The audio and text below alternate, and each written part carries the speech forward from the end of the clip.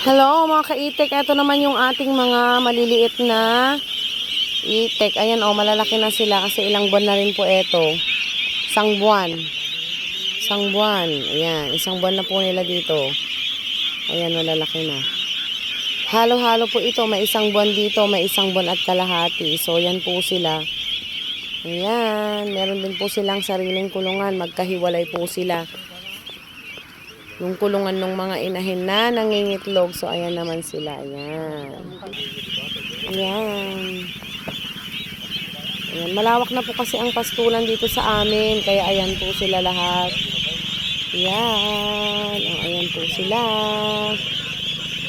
Ayan. Ayan po yung mga maliliit.